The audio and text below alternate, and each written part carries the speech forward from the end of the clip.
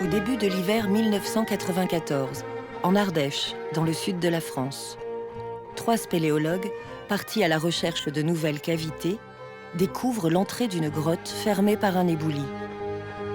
Derrière cet éboulis, la grotte recèle de très nombreux points rouges et plus de 400 dessins et peintures représentant 14 espèces animales, avec une qualité artistique et une maîtrise technique exceptionnelle.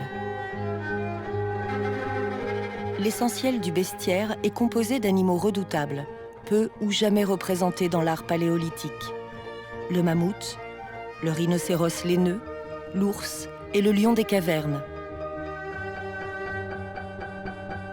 À la stupéfaction générale, les datations au carbone faites sur les peintures révèlent que ces œuvres ont été réalisées il y a 36 000 ans. Les peintures de la grotte Chauvet sont l'un des plus anciens témoignages artistiques de l'humanité.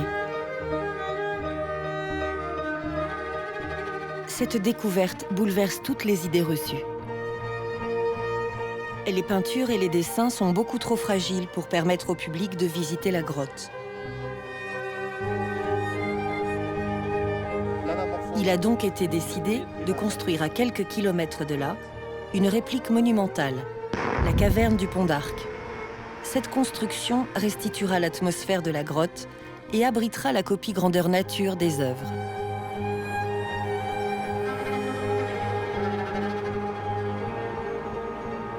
Pour accompagner ce projet exceptionnel, un comité scientifique a été mis en place. Il est composé de spécialistes de la préhistoire et d'une figure majeure de l'art contemporain, le peintre et sculpteur catalan Miquel Barceló. C'est un des grands chocs esthétiques de ma vie, si ce n'est pas le plus grand. C'est très étonnant parce qu'une œuvre qui est la plus ancienne de l'humanité, c'est celle qui a la capacité, cette capacité d'interrogation la plus grande. C'est magnifique, ça. La grotte est immense. C'est une succession de vastes salles atteignant parfois 20 mètres de haut et qui se développent sur plus de 500 mètres à l'intérieur du massif calcaire. Toutes les précautions ont été prises pour préserver la grotte. Les visites sont extrêmement rares. On doit cheminer sur d'étroites passerelles métalliques et s'éclairer avec des lampes de basse intensité. Le gaz carbonique, présent à des concentrations particulièrement élevées, limite la durée des visites à 2 heures. Alain et Miguel, il y a beaucoup de CO2 quand même en bas. Si vous sentez que ça va pas, il faut le dire avant. Et si on tombe, que vous nous... Ben non, mais vous faites en sorte de nous avertir avant. On va parler le minimum. Oui.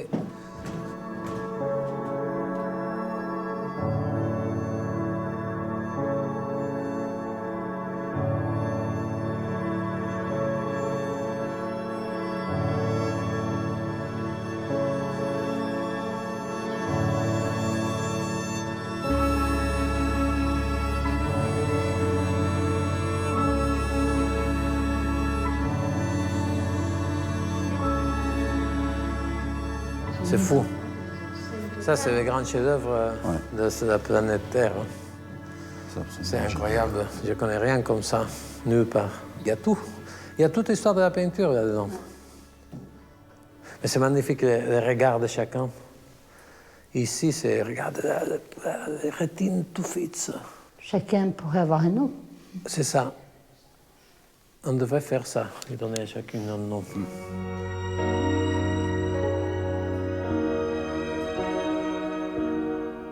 La majorité des préhistoriens estimaient que l'art commençait de façon frustre, puis progressivement les artistes devenaient plus habiles, on arrivait à Lascaux où vraiment l'art était maîtrisé, et puis après, vers la fin de l'art paléolithique, on arrivait au naturalisme absolument parfait. Et en fait, la découverte de la grotte Chauvet, datée de 36 000 ans et qui montre des peintures et des représentations absolument parfaites, avec toutes les techniques maîtrisées, prouve qu'il n'y a pas de progrès dans l'art et que dès les origines supposées, l'art est abouti. Le problème essentiel que pose la grotte Chauvet, c'est l'origine de l'art. Où faut-il chercher l'origine de l'art?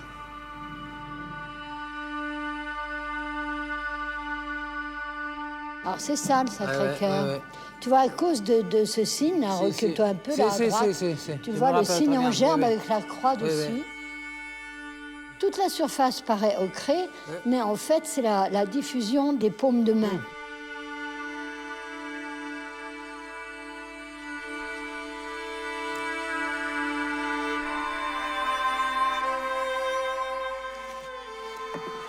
Le relevé 3D de la grotte a permis une reconstitution fidèle du mouvement des parois. Les équipes chargées de la reproduction des œuvres sont exceptionnellement autorisées à faire des allers-retours entre la grotte et les ateliers pour nourrir leur inspiration. Les scientifiques qui étudient la grotte depuis plus de 15 ans viennent régulièrement partager leur expérience avec les plasticiens. Dans les creux ou dans les zones altérées, il faudrait vraiment que ça soit ça. Et pas plus. J'aurais tendance à dire qu'elles sont un peu plus grandes parce qu'il y a moins d'espace par là. C'est de la nuance, hein, ça, c'est que ça. Mais par contre, la teinte générale, ouais, c'est bien ça. Mais quand vous nous donnez ces informations, après, ça tilte bien. Il suffit qu'on ait compris qu'est-ce qu'il faut faire. Les peintures rouges, moi, ça m'a parlé direct. Le fait de se mettre dedans aussi, dans la reproduction, là, j'ai entretenu un truc avec les peintures rouges un peu particulier. C'est une histoire de vase communicant. On va en grotte, tac, on se remplit. On ressort de là, tac, on arrive en atelier. Ah, bon, je vais m'y mettre maintenant. Et char. Après, il faut tout lâcher. Avec parfois un peu aussi de mesure, d'attention, bien sûr, parce qu'il faut pouvoir... Voilà, c'est des allers-retours aussi. Pour retrouver l'émotion du trait original, les scénographes ont voulu une approche plus sensible que la copie parfaite exécutée par une machine. Le choix d'une restitution de type faussaire s'est imposé. Un copiste, c'est au détail et au micro-millimètre près. Un travail de faussaire, c'est pareil, sauf qu'il y a cette espèce d'énergie, peut-être, de risque. Un risque qui est pris de ne pas être dans l'exactitude, peut-être. Et le faussaire, il triche un peu. Loin des ateliers, sur le site de la caverne du Pont d'Arc.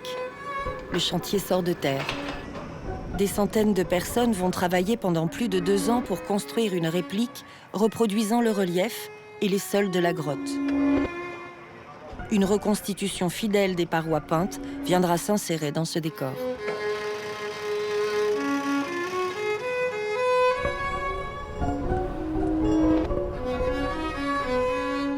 La première fois que je suis rentré dans la grotte, c'était en 2003. J'ai d'abord compté les marches. Le premier truc que j'ai fait, j'ai descendu le puits. Et quand on compte toutes les marches jusqu'en bas des passerelles, on prend 1000 ans à chaque marche. Ça fait quand même bizarre, hein, quand t'es à la 2e marche, t'es à l'époque de Jésus-Christ. Quand tu es à 5-6 marches, t'es dans le néolithique. Et que tu regardes encore toutes les marches qui continuent à descendre. Et il en faut 36 des marches pour arriver jusqu'en bas. Le puits, ça donne une épaisseur, ça donne une idée du temps qu'il y a. Et surtout qu'au bout de 2 marches, on est déjà... au bout de 3-4 marches, on sort déjà de l'histoire et ça y est, on rentre dans la préhistoire et il y a encore toutes ces marches à descendre jusqu'au fond. Le choc, il vient de ça, en fait. Il vient du fait qu'on a la conscience de l'épaisseur du temps, 35, 40 000 ans, on a conscience de ça, et en même temps, on arrive devant un objet qui est très très proche des œuvres qui nous parlent et qu'on s'approprie finalement extrêmement rapidement. Nous avons des affinités avec ces gens et avec les peintures qu'ils ont laissées. Et ce n'est pas étonnant, c'est parce qu'ils étaient comme nous. 36 000 ans, c'est rien dans l'histoire de l'humanité. Puisque les gens comme nous, qu'on appelle homo sapiens, et moi je préférerais appeler homo spiritualis, les gens qui ont une spiritualité, c'est-à-dire qui se posent des questions sur le monde. Ces gens-là, Ils existent depuis plus de 200 000 ans. Donc 36 000 ans, on est plutôt dans la partie évoluée que dans la partie archaïque. Et ces gens-là, ils étaient comme nous. Donc quand ils ont fait des dessins, ils vivaient une vie qui n'est pas... Elle est différente de la nôtre, bien entendu, parce que c'est nous qui nous sommes écartés de la nature. C'est pas eux. Eux, c'était des chasseurs-cueilleurs. Eux, ils n'abîmaient pas la nature. Ils vivaient comme vivaient les lions, comme vivaient les bisons, etc. Ils étaient la nature.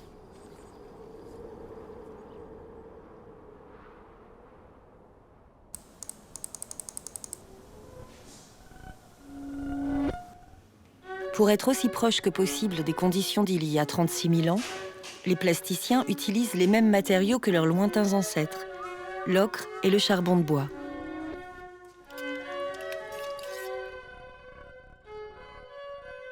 Sur la queue, là, tu as deux traces de doigts, non, 3 d'ailleurs. On les fait à la résine. Oui, comme on veut. Hein. Tu peux faire comme ils ont fait eux. C'est-à-dire, tu prends de la résine, tu la salis avec de l'ocre et puis tu fais comme ça. D'accord. Ouais.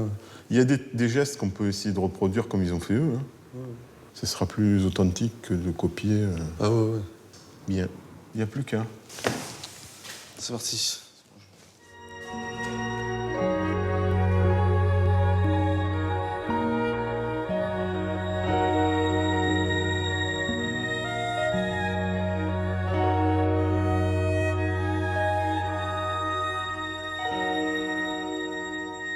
Je pense que pour restituer une partie de l'esprit, il faut se forcer à travailler vite.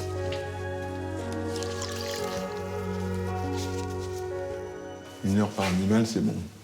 Ce qui est déjà, par rapport aux originaux, je pense que c'est déjà beaucoup trop long. Je pense qu'un dessin comme ça,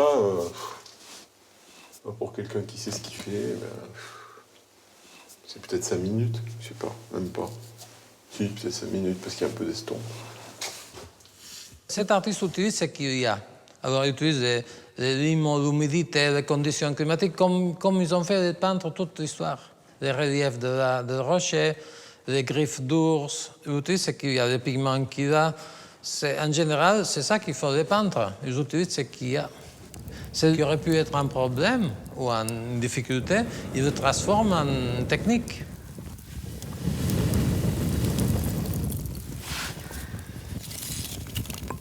C'en est un. C'est fou le noir que ça fait, c'est vraiment un noir dense. Et t'as pas besoin d'appuyer fort pour créer de l'intensité en fait. Il est plus gras. Qu'est-ce qu'on fait? On éteint maintenant peut-être lui, hein? Ouais. C'est là où tu sens vraiment l'odeur du pain. Là. Ouais, ça sent. Ah ouais. Il devait y avoir de ces odeurs dans la grotte. Ah ouais.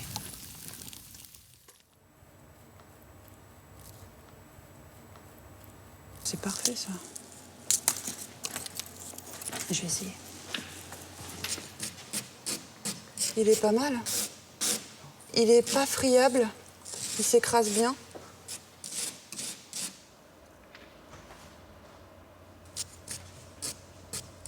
Un fusain que tu prends d'un bois brûlé, et ça fonctionne bien. Parce que je pense qu'on se rapproche encore plus de l'outil qu'eux ont employé. Il y a un côté irrégulier qu'un fusain qui est tout rond n'aura pas. La base virale VPS a été mise à jour. Merci.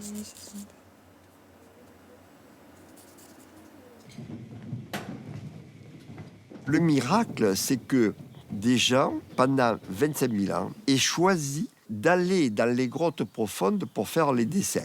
Et comme ils sont dans grottes très profondes, eh bien, il y a beaucoup moins d'atteinte de la nature. Beaucoup moins qu'à l'extérieur. Tous les dessins qu'ils ont fait à l'extérieur, ils ont dû en faire des millions. Tout ça, ça a complètement disparu.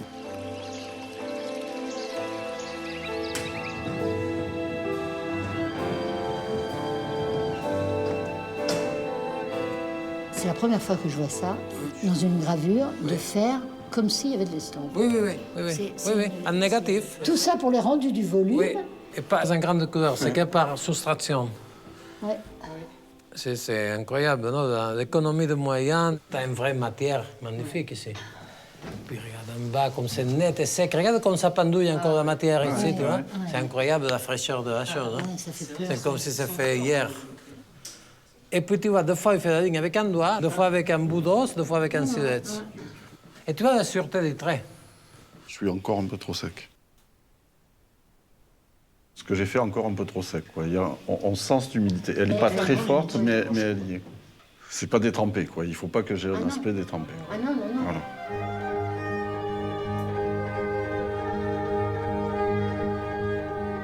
C'est un calcaire qui est recouvert d'argile, qui est tendre.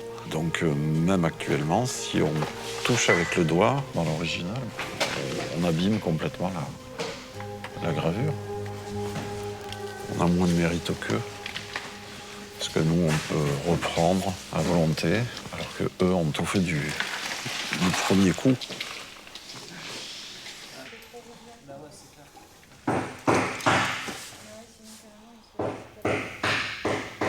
Le mammouth, là, il n'y a pas plus instinctif que ça, quoi. C'est une chorégraphie. On voit le corps bouger, enfin, de celui qui l'a fait, quoi. Hop. Voilà, pour une, ça fait déjà plus de la moitié de l'animal. La seconde, là. Un troisième qui s'arrête là. Et qui repart ici.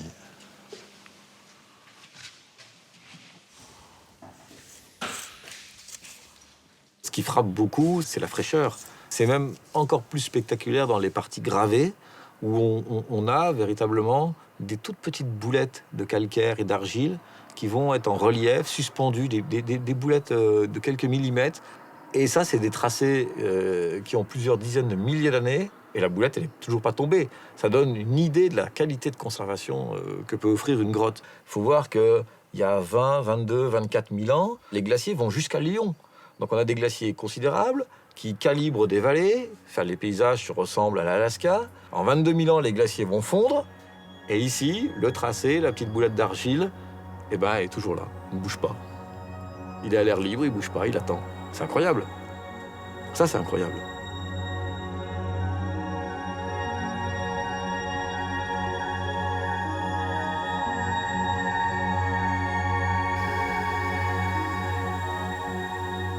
La création de cet immense facsimilé nécessite une invention permanente. Les technologies les plus récentes viennent à la rencontre des images du passé. Sur le chantier, comme dans les ateliers, tout doit être calé avec précision.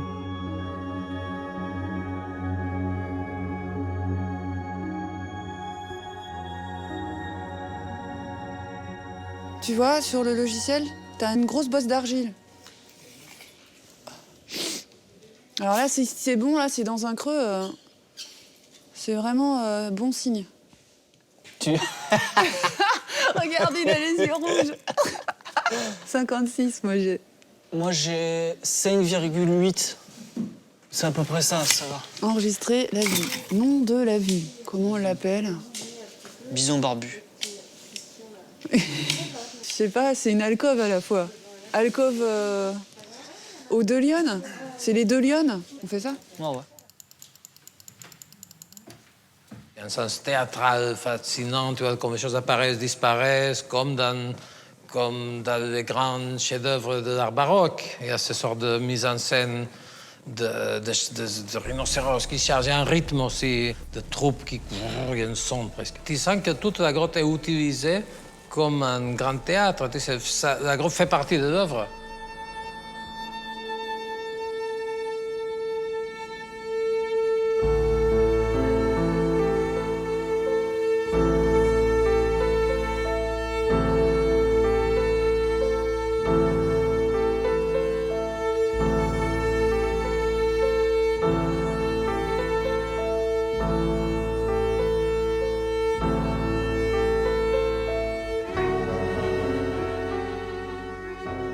Mon Dieu, quelle merveille.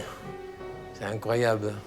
Ah, quelle merveille. C'est incroyable. C'est comme les 4 âges de la vie, non?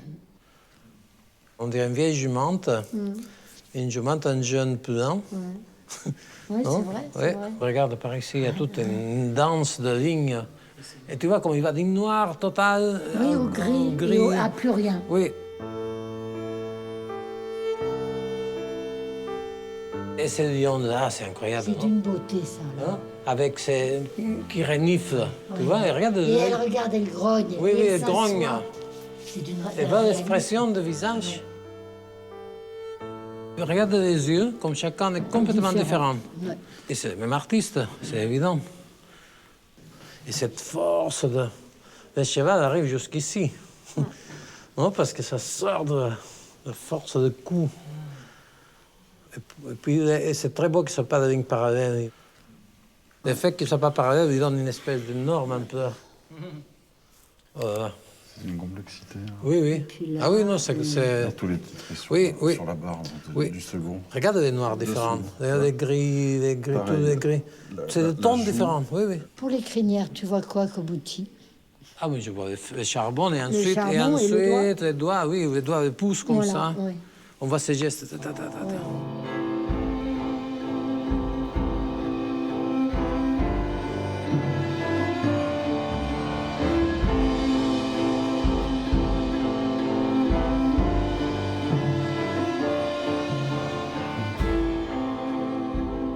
Gilles Tosello, préhistorien et plasticien, s'apprête à réaliser une figure majeure et emblématique de la grotte, le panneau des chevaux, qu'il a étudié depuis de nombreuses années.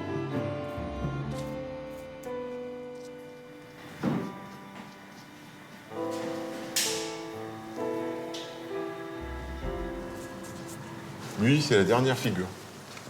La plus remarquable de toutes, certainement une des figures les plus marquantes de la grotte, elle a été faite en dernier.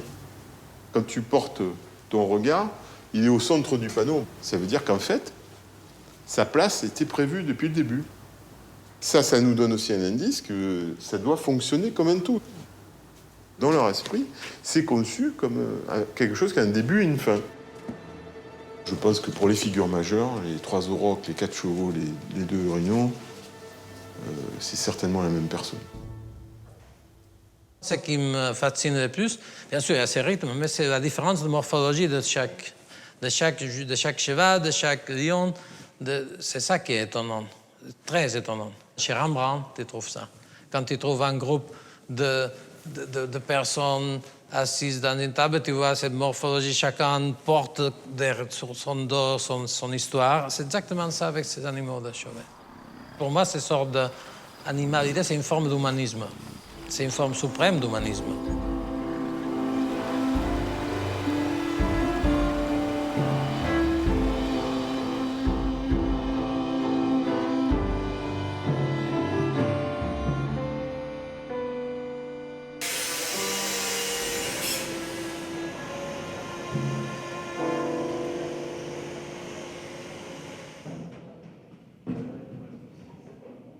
Ça, c'est génial. C'est un rhino. Un rhino, oui. Avec la corne du front, la corne nasale, la bouche, l'œil et le creux du cou. C'est unique, Ah, ça. c'est une sorte de calembour graphique. Oui, c'est vrai. Hein? D'abord, on voit le signe, mais quand tu vois le rhino, il a toute l'expression, tu vois, puis c'est un la beau rhino, puissance, quoi, hein. oui, la force de charge. Et puis, les proportions sont parfaites. Il dessinait pas mal, ce mec. Non.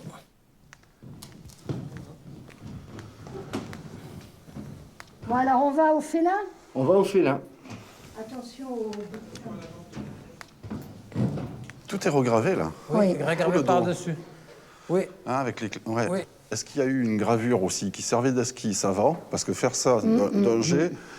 Sur un sol pas plan. sur la coque là qu'on est en train de faire, c'est énorme. Moi, je pense énorme. qu'elle a gratté avec, elle a préparé son mur avec déjà la forme de félin. Oui, je pense qu'il y a eu peut-être une préparation Une avant. préparation, moi aussi, je pense. Ce que c'est très beau, c'est les rythmes, tu vois, la queue, les scrotons, les oreilles. Il y a un rythme comme une musique qui revient partout, tu vois. Mais je pense que ça, c'est le même artiste qui a fait ces rhinocéros avec des signes. Parce que tu trouves cette musique, la petite musique qui disait l'autre. Il aurait pu faire ça très bien un peu plus à droite, tu vois. Il a fait ici parce qu'il y avait ces trous. Oui, la hanche, Pas pour toute la hanche. raison. Il aurait pu très bien faire 25 cm plus à droite. Ouais, il il y n'aurait a pas un eu choix, ça. là. Non, c'est la hanche. il y a la hanche du... C'est pas la hanche, c'est les trous. Que les trous, c'est comme les vagins, tu vois. C'est la cavité. C'est sûr que c'est ce qui a décidé certainement de toute la figure.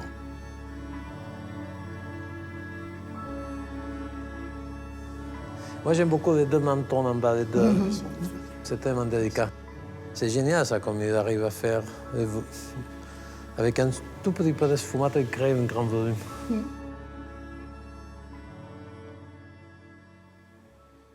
Ça, c'est un des chefs-d'œuvre de la grotte.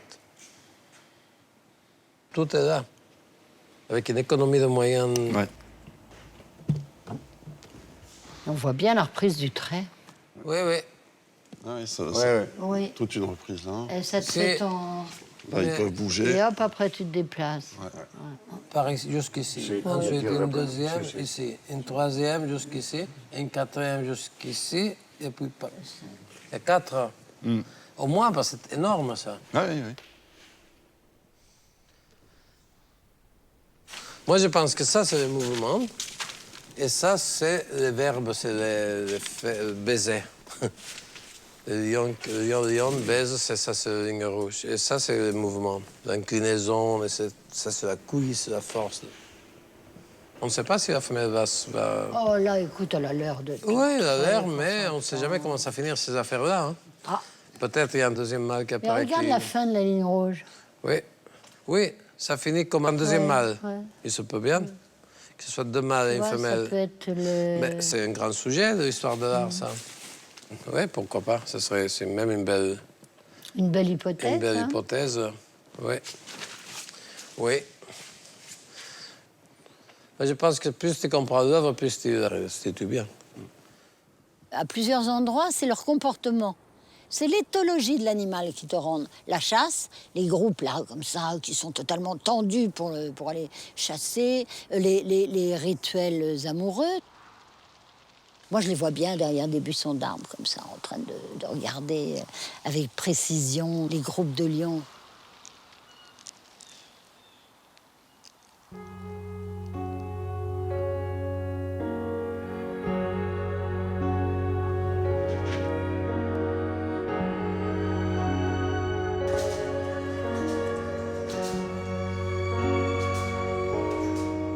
Chaque cage métallique est unique. Suspendue à la charpente, façonnée grâce au relevé 3D. Sur un grillage, une fois le béton projeté, c'est au tour des sculpteurs de travailler la matière pour retrouver l'aspect minéral des parois.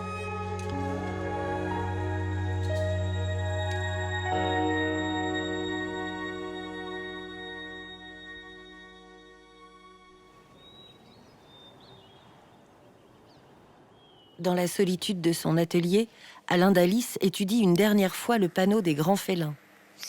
Comment retrouver le geste de l'artiste? Les premiers traits seront décisifs.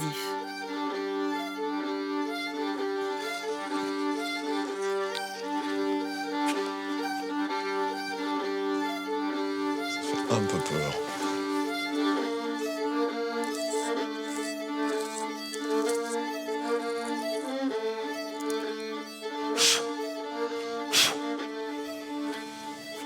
Il y a vraiment toute une calligraphie entre les plats et les déliés. Il y a vraiment une jubilation, quoi.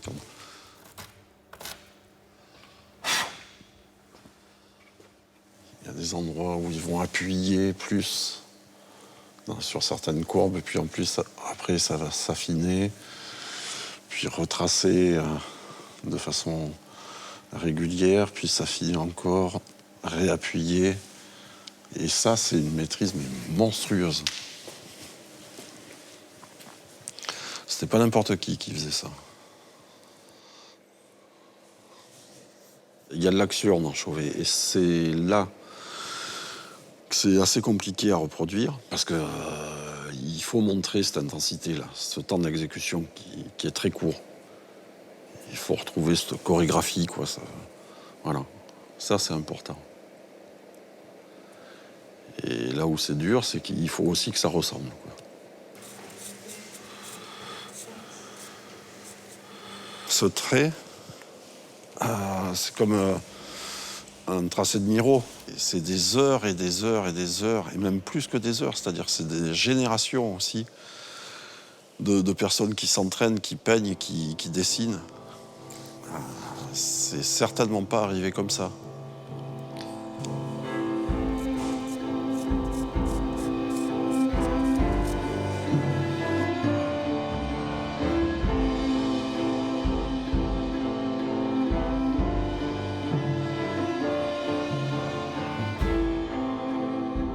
C'est complètement moderne. Très souvent, dans l'art préhistorique, on voit des animaux qui sont incomplets. Et parce qu'il n'y a pas besoin de représenter tout le reste. On arrive à lire l'animal entier juste avec une seule ligne. On dit qu'il y a 2 arts qui ont été découverts au XXe siècle, hein, l'art moderne et l'art préhistorique. Voilà.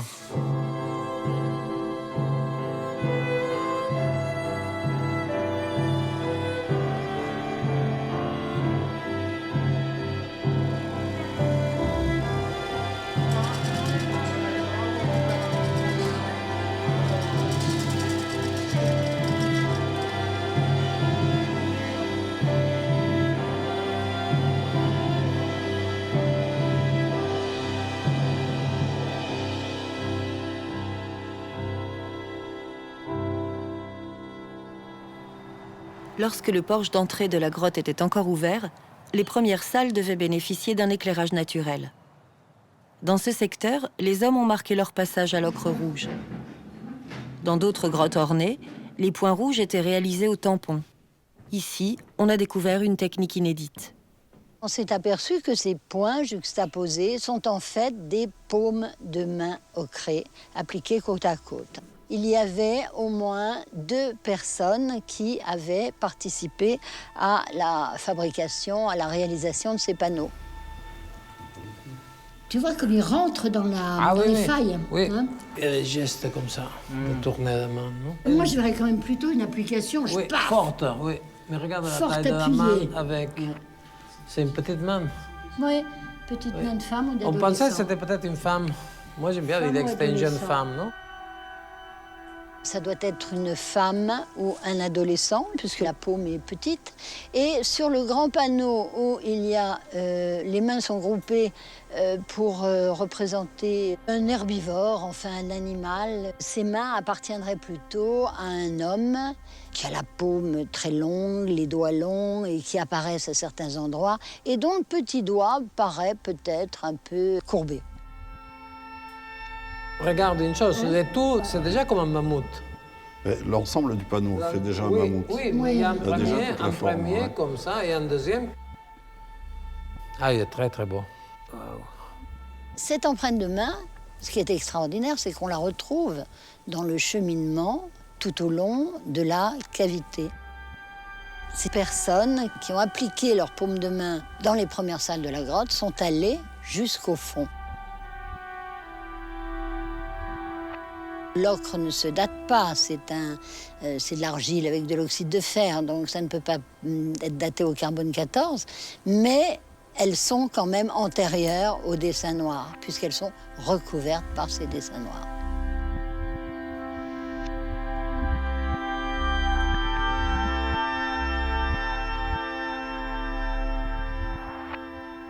C'est ici qu'il y a les doigts crochus. Voilà, oui. voilà. C'est qu'il y a les doigts crochus. Là, devant Oui, la oui, ligne de oui, sang. oui, tout à fait.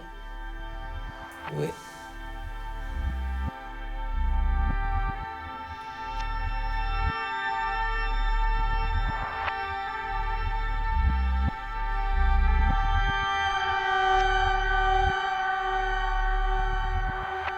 Vous travaillez sur ça?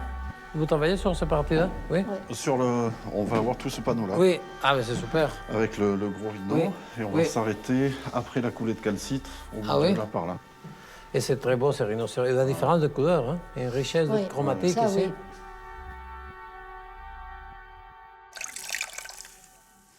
Non, il est quand même chouette celui-là. hein. Il est beau quand même. Ah oui, oui. Moi, ce que j'aime bien, c'est c'est comme s'il y avait tous les... Tout est dessus. Ouais. Ouais, ouais. Tout plein de choses de la grotte qu'on voit sur un plein de petit panneaux différents. échantillon de Et tout, c'est là.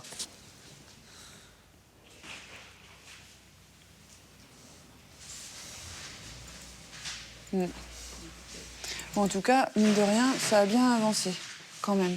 Ah oui, oui. C'est clair. Regarde. Ça s'arrête jamais, hein. Toujours.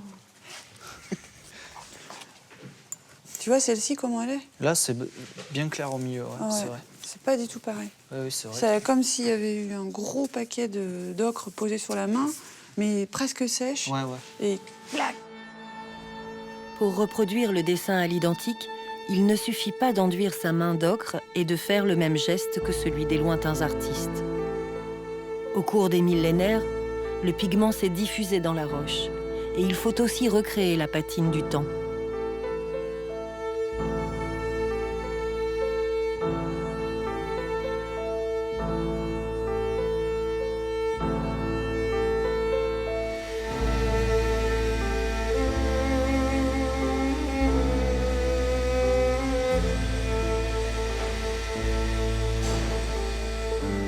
Les premiers panneaux sont arrivés sur le site de la caverne du Pont d'Arc.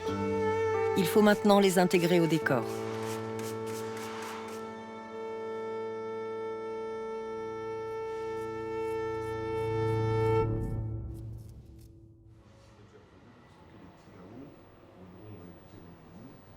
Régulièrement, l'équipe scénographique vient dans les ateliers, valide le travail en cours. Une remise en question parfois difficile pour les faussaires.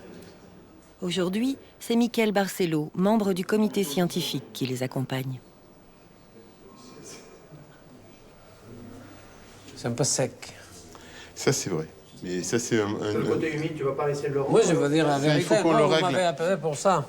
Il faut qu'on règle le problème Non, le problème de l'humidité, malheureusement, on ne peut pas le régler ici.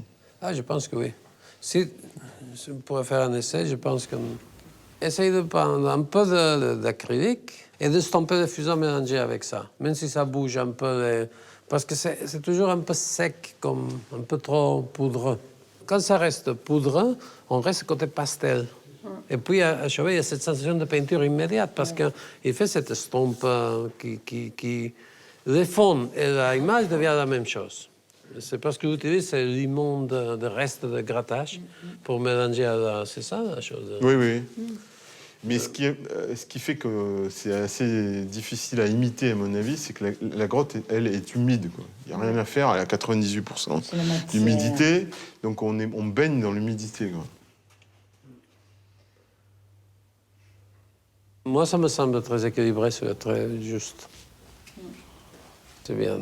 C'est dans les chevaux là-bas que je trouve qu'il y a quelque chose qui est... L'œil ici est rond et n'est pas rond. L'expression est différente. Il a deux expressions. L'expression n'est pas la même. C'est comme si tu regardes un, il est fâché, et l'autre, il veut manger de l'herbe. C'est pas la même expression, c'est tout simplement. À Paris, tu peux venir m'embêter à mon atelier un jour, tu me rends là. Je te donne du vin et tu vas mort. Non, parce que même, je me sens très gêné de faire ça. Ah oui, oui. Non, vraiment. Oui.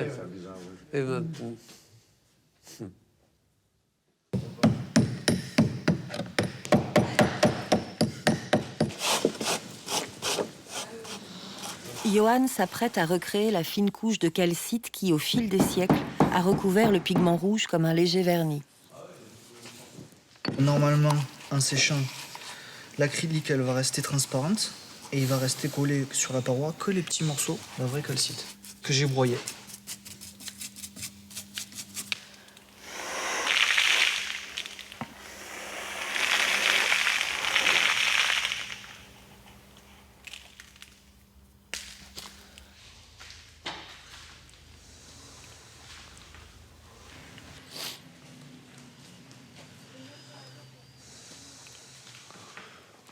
Le trait, il est plus large, c'est-à-dire qu'il est plus diffus sur les bords, les contours sont moins nets. Et d'ailleurs, celui-là aussi, d'ailleurs. Ouais, il est trop marqué aussi, quoi. Bah tous, mais... Ouais, oui, mais bon, là, okay. Il est particulièrement marqué par rapport à l'autre. Bon, ça, c'est pas grand-chose à faire, là. Donc, on disait d'atténuer un tout petit peu la gerbe et la croix. Et surtout le petit trait qui est en biais, tu vois, à la croix, un peu plus diffus, quoi. Mais léger. Même de supprimer le premier trait. De le supprimer, voilà, le premier trait. Ah oui. Carrément, de le supprimer. De la gerbe, le premier trait en haut. Ouais. On le sent, mais très, très, très léger. D'accord. Voilà.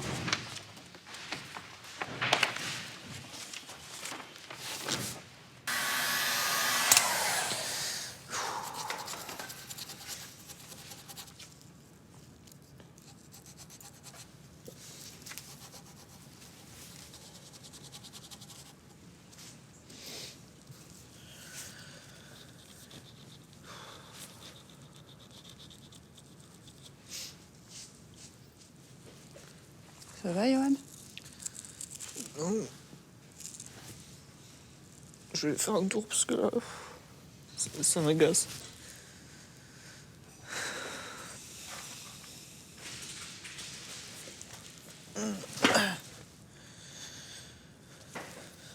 Ça a tout modifié? J'ai pas tout modifié, mais c'est délicat. J'ai fait ce qu'il m'a dit, quoi. J'ai aéré avec le papier vert, mais ça se voit, quoi. Et Ouais, mais ça, tu peux refaire un petit jus, ça ne verra plus. Ah ouais, mais Ouais, c'est clair. je suis à bout, quoi. Ouais. Mais je comprends.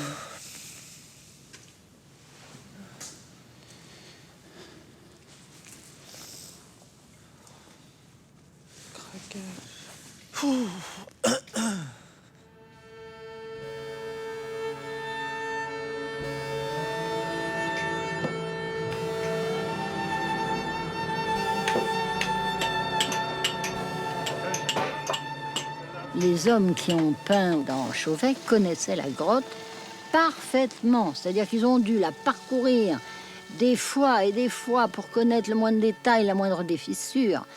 Et ils n'ont pas placé leurs images au hasard. Donc là, il y a une volonté d'abord de recherche du support premier. Et puis après, il y a l'utilisation des reliefs même, des supports choisis et sélectionnés.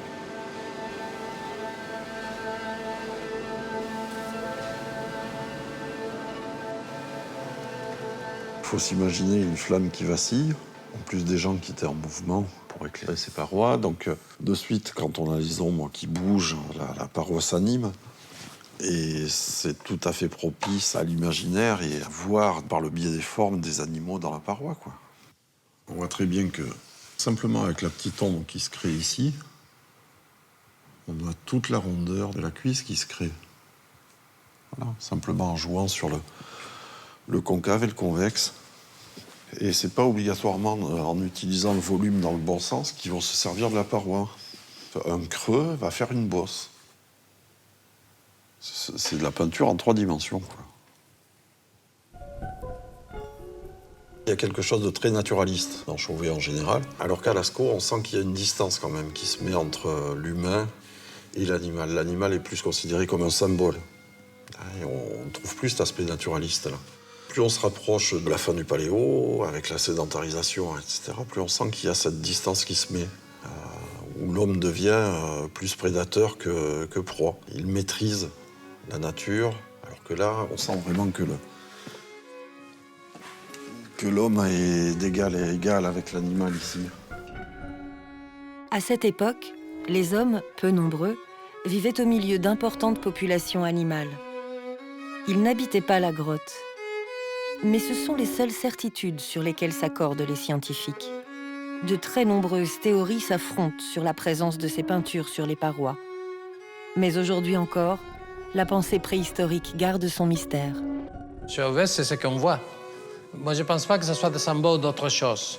Je ne pense pas qu'il y a rien d'autre que ce qu'on voit ou ce qui n'est pas là. Tu vois, c'est vide, c'est ça. Là. Pour moi, c'est bien assez. Moi, ça me suffit le lion et la lionne qui se frottent avant de se couper. Je trouve ça vraiment un très bon exemple de la vie.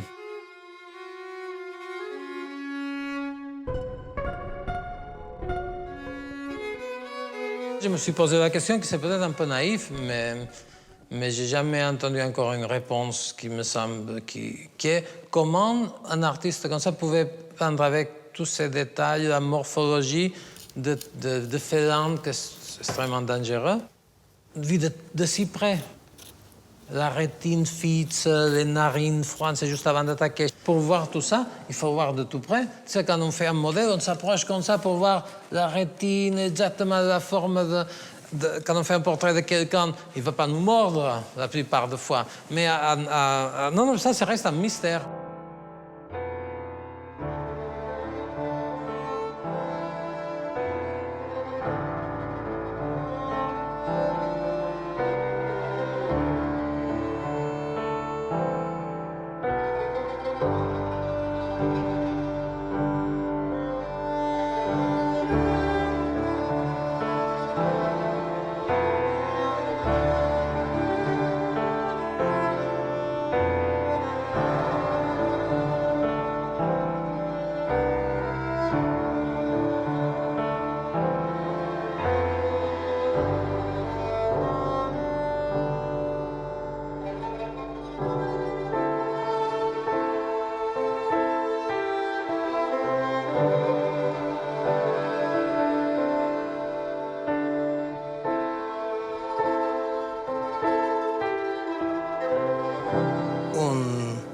3, 4, 5, 6, 7, 8, 9, 10 en tout.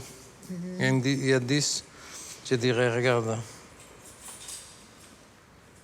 Je dirais plus. Tu y en as plus? 12? Ah oui? Regarde. 6, 7, 8, 9, 10, oui, 12, oui, 12.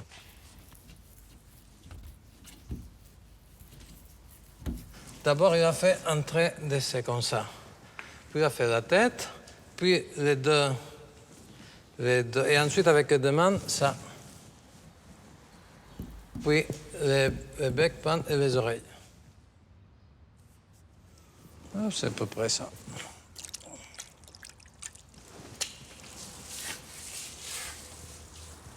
Je peux essayer de faire plus lentement.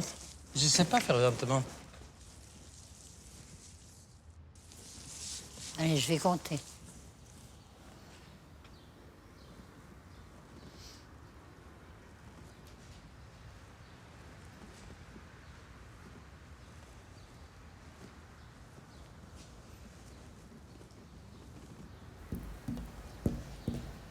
Et voilà. Tu fais en moins de 10 secondes. Là, c'est comme une signature, c'est comme un vrai graphisme. Les dessins, c'est de penser en forme visible, c'est ça exactement. Une forme visible de la pensée. C'était même plus rapide peut-être, hein, la pensée hibou que les mots hibou, non?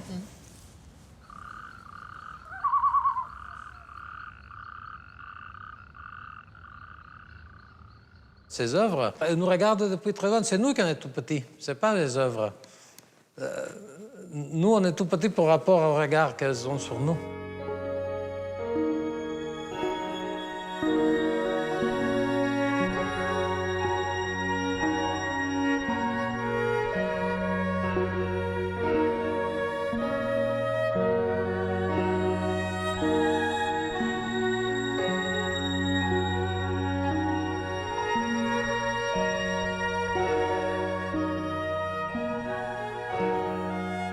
Moi, je sens ces gens comme mes frères, comme mes proches, et en même temps, c'est presque comme c'est tellement dilaté dans le temps et dans l'espace que c'est une énorme leçon d'humilité. C'est-à-dire, on fait comme il n'y a pas de progrès, tout est déjà là. C'est plutôt un miroir qu'un écho lointain. Chauvet, c'est le futur. C'est notre obligation, pas seulement de ne pas les abîmer, de les conserver le mieux possible. Il faut éviter que ça soit mis en danger, bien sûr. On descend doucement. Allez, allez. Impeccable, merci Marion. Allez, on y va. Allez, c'est bon, c'est bon, c'est bon, c'est bon.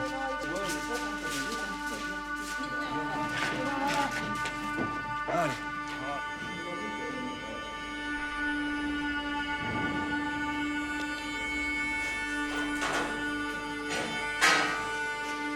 Après 2 années de travail, le chantier se termine. Dans tous les secteurs de la grotte, les équipes apportent la touche finale. Les peintures, les parois, les sols, les ossements, tout est prêt pour transmettre l'émotion.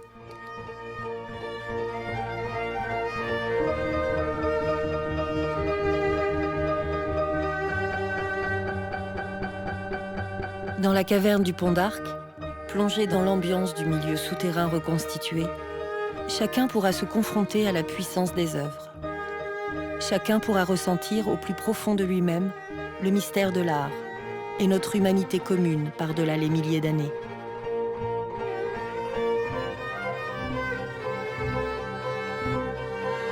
Dans la grotte originale, les fresques préservées pour la recherche continueront à révéler leurs secrets.